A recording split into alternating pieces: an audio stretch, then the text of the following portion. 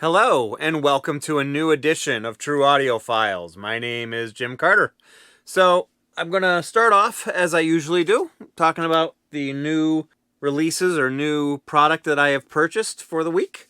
I've bought a couple other things, but these are the primary ones that I wanted to focus on specifically. One is Clifford Brown and Max Roach reissue it's part of the Acoustic Sounds series, which is basically Analog Productions reissues that are kind of like the classic series vinyl reissues that are done by Blue Note, but this is for other artists or other labels, I should say.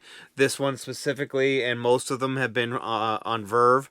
I've gotten this one. I believe there was a Louis Armstrong and Ella Fitzgerald, and then a Nina Simone one that I purchased as well. And there are a few others, some that aren't quite what I would classify as jazz, but they're being released, and I'm sure they'll sell really well because they've been done really well.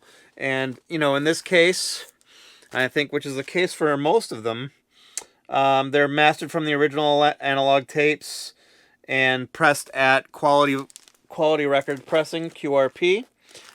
Basically, I don't know this for a fact, but if I were to venture a guess, I would venture that these are probably old stampers of either classic records or Analog Productions things that they're kind of reissuing, but they could be something that are new too. But anyways, they've all been very good, so it really doesn't matter if they're old stampers or new ones or what they are. They're very good.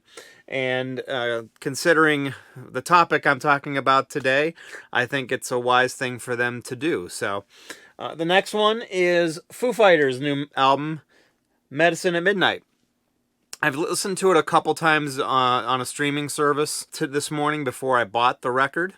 And so far, I'm really digging it. It's definitely a little bit of a departure from what they typically do, but it's not too far off. But there are a couple of songs on there that are definitely a little more poppy than what you would typically expect from the Foo Fighters, even though they're sort of kind of a poppy hard rock band. But anyway, looking forward to checking out the vinyl. Hopefully it's good.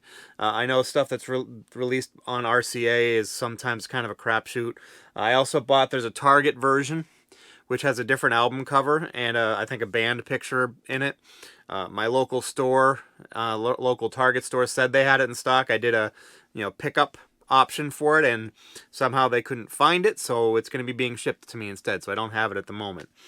I was also hoping to have my Steven Wilson, The Future Bites Deluxe box set. It's supposed to be arriving, actually, though, tomorrow, which might be actually today when you watch it, or later. Basically, I'm recording this on a Friday. I'm expecting it to be delivered on Saturday, so I might do an unboxing and maybe a little bit of a review of that either next week or the week after. So anyway, those are my pickups for this week. I want to also just put in there early on, if you could subscribe to my channel, I would really appreciate that. I'm trying to get those numbers up, crossing my fingers I can get up to 1,000 viewers or subscribers soon. Also, if you like the videos that you watch, please like the video. And when you want to know when my new videos come out, hit that alert bell too. So, and I always love comments. So anytime you can make comments, I try to respond to every single one that comes out. Sometimes it's a little bit of a challenge because there can be a lot if it's a very hot topic that people like to talk about. But I do make every effort to try to reply to every comment that's made. So please make those comments. I would love it. Whew. I need to get a haircut. Starting to get a little shaggy here. But anyways, I forgot to mention one other thing that I've been starting to focus a little bit more on over this past week. If you don't already know, I actually have Facebook pages, or not Facebook pages, but I have a Facebook page. I have an Instagram account, and I also have a Twitter account, and all for True Audiofiles. And I'll put the links below for each one. But especially with the Facebook account, if I start seeing more and more people join that account, I'll start posting more quick shot stuff on there. So please, if you want to hear more from me, even it's just quick shot stuff, I'll be definitely available on Twitter, on Instagram, and Facebook. And maybe I'll pop up some survey questions or things like that on the Facebook page if I start getting more and more activity on it, because right now I really don't get a whole lot, and that's fine. But I've never mentioned it here before. So please check me out on Facebook if you want to see more of me and maybe get some more quick shot stuff like surveys and things like that. I would love to hear from you guys as much as possible to help improve my videos on YouTube and just in general have a good time with everybody. So back to the topic at hand. So today's topic is kind of one that I've been seeing every now and then on, in forums and things like that, and just wondering about what your thoughts are and whether the renewed popularity for vinyl has kind of ruined the hobby for you in a way. When I say that because in most cases, or I shouldn't say in most cases, but a lot of cases, a lot of the reasoning behind that is basically due to, well, things like the reasonings behind why these types of things are happening, where they're reissuing old titles, like the Blue Notes reissues. Because the old used records, the original early pressings, and just used records in general are skyrocketing. I mean, it used to be the case that you could go to a thrift store and pay $1 or $2 for Fleetwood Mac Rumors, and now I think if you want one in good condition, you're paying at least $10 or $15 for it. So the used records have definitely skyrocketed and have just gone to insane amounts. And now that people can exploit, well, for lack of a better term, labels, or artists can exploit the different color variations that we've talked about in the past here, where you may have 7, 8, 9, 10 different color variations of vinyl, different alternate cover variations and things on that nature, and short run like record store day reissues, things on that nature. And just in general, the price of new release vinyl has gone up a little bit recently too.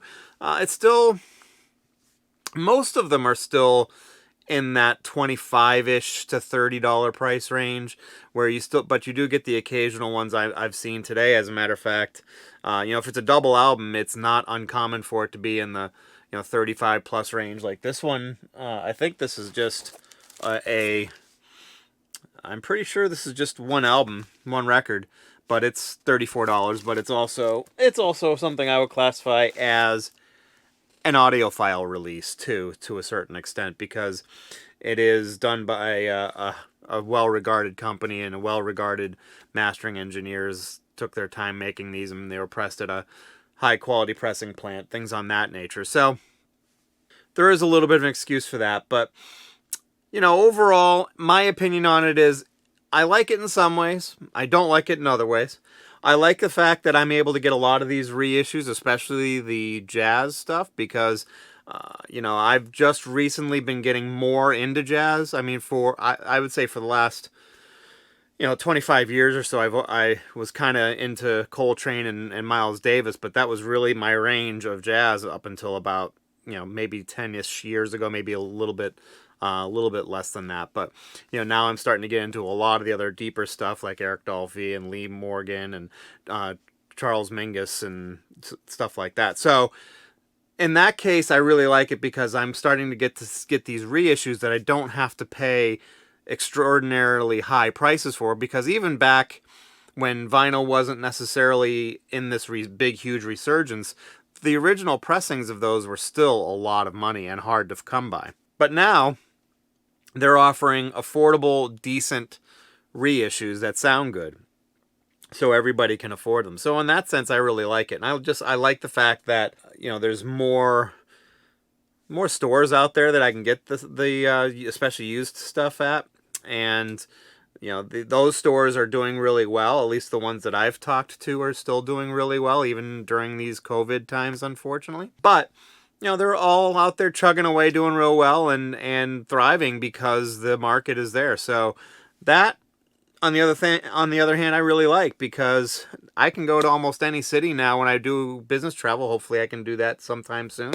And I can go and find a record store nearby and just spend a afternoon or an hour or something like that at that store and pick up some cool vinyl. So anyway, that's kind of my take on it. I like it and I don't like it. I don't like the fact that I've got to pay a lot more money now for used records. Even common records are, sometimes $10. You get the occasional $3 or $4 one, but even common ones are 10 to $15, and all the other somewhat rare stuff is just going through the roof. But on the other hand, I've got a lot more ability to buy reissues and buy newer vinyl because of the resurgence too. So comment below, please, and I'd love to hear what your thoughts are on the matter. Is the resurgence of vinyl killing the hobby for you? Are you not as happy record collecting as you used to be because of that? I would love to hear your thoughts on that. So that's all I've got for this week.